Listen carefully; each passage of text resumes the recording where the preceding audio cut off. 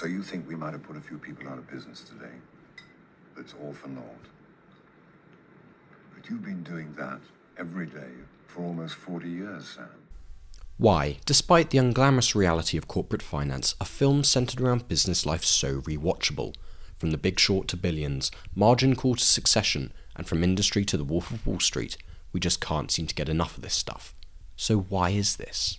Hi, welcome to A Collected Film, and this is how corporate finance films become so rewatchable. Rom-coms, though in a completely different genre, share a lot of the same reasons for why people come back to them so often, one of which being their grounding in reality. Unlike the fantastical sagas set in distant galaxies, the stories of lust and heartbreak tend to unfold in semi-familiar settings, much like a quaint English cottage or a cosy local restaurant. The potential relatability makes it much easier for us to feel a sense of connection to the film, and as such, we keep coming back to them.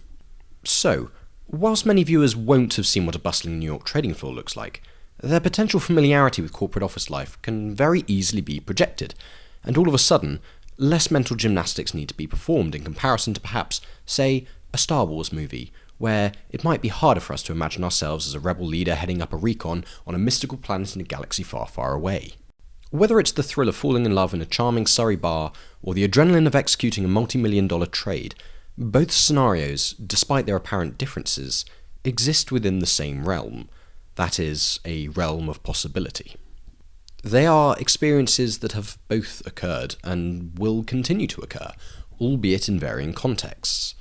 This shared spectrum of plausibility allows the viewer to almost feel a sense of familiarity, one that the viewer might have with the old living room armchair they sit in to watch TV from each night. And with this, all of a sudden, envisioning oneself in the midst of high-stakes financial affairs are not as far-flung of a scenario as it may have first seemed. In a world where the hero's journey is no longer confined to battlefields or trenches, but rather to corporate boardrooms and office desks, these narratives can resonate deeply with audiences, gifting the chance to vicariously experience the splendour. Indeed, the allure of high-stakes scenarios in corporate settings provide a much-needed escape from the mundanity of everyday life. Repetition is dull. Doing the same thing over and over with the same results pleases no one, but a change in cadence and the occasional rush of adrenaline to accompany it undeniably contributes to the appeal of these films.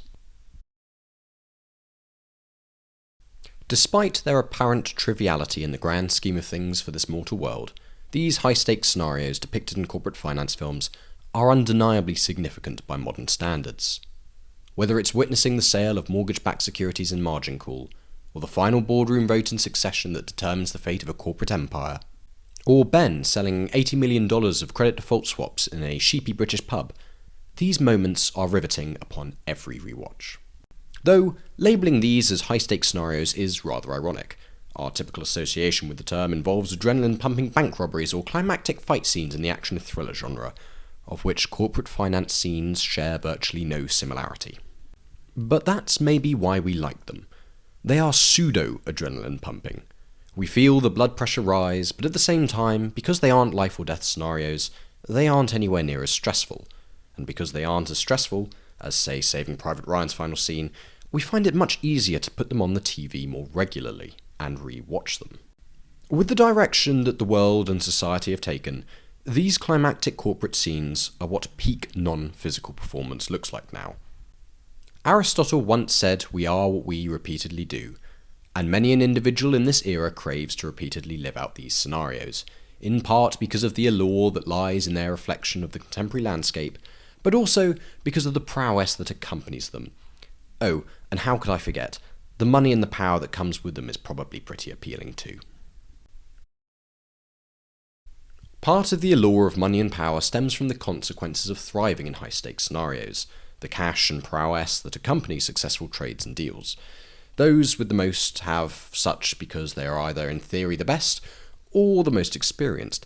Either which way, the typical association tends to be a positive one, and despite the challenges and complexities that are actually involved, the pursuit of financial gain still remains to be an incredibly powerful motivator, driving characters on screen and in reality to push the boundaries of conventional morality in the search for success. And this fascination with money and power has only grown over time. And I do think that when we see on screen success and wealth, we feel like we have a part of it.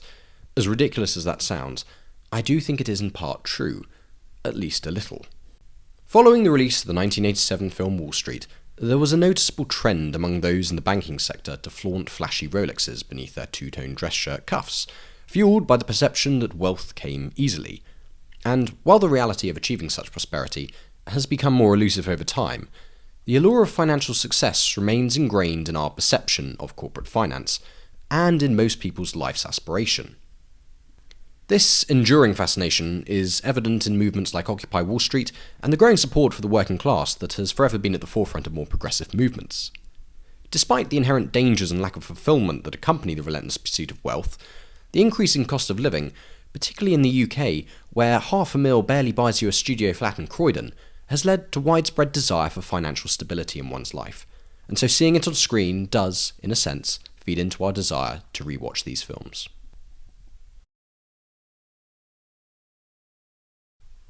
When monetary gain is pursued at the expense of all else, nothing but downfall awaits. For what goes up must come down, and down things go, because in many a film of this genre, hubris is the executioner, and a sharp nosedive that the characters experience as a result of it is expressed in terms very familiar: money and numbers.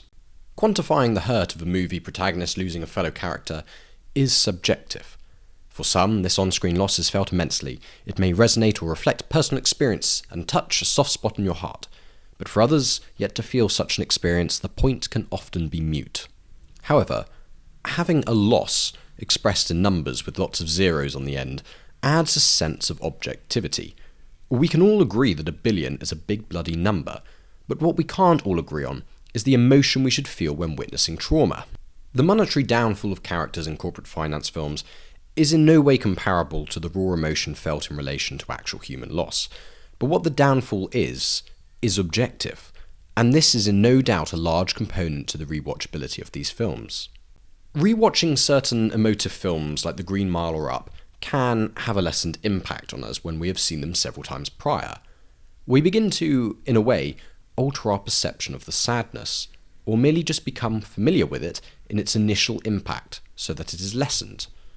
But what doesn't change is the damage wrought in The Big Short from the financial crisis, or the cost of not executing a trade in industry. And just to be clear, I'm not assigning a specific value to these occurrences in comparison to human emotion.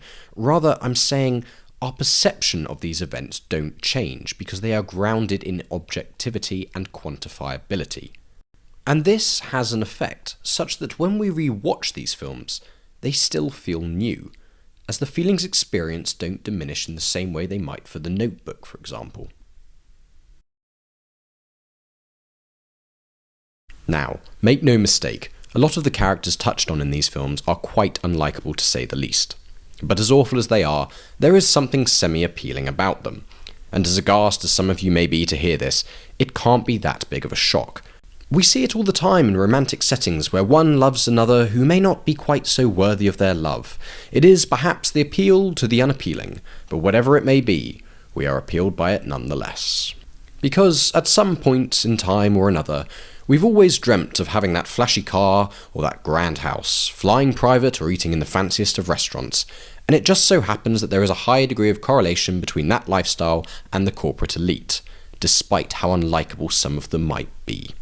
And now that lifestyle is becoming harder to achieve, and make no mistake, I'm not saying it's a worthy pursuit at all, but in these corporate finance films we are shown that the financial gain is often achieved by figuring it out, by assessing that the 2008 housing market was in fact a massive bubble, that a competitor's hedge fund is lying about a Chinese manufacturing stock because you looked at real-time satellite imagery, or because you played the whole market by being long a healthcare stock and shit-talking its competitor on Bloomberg, yielding a double-sided win.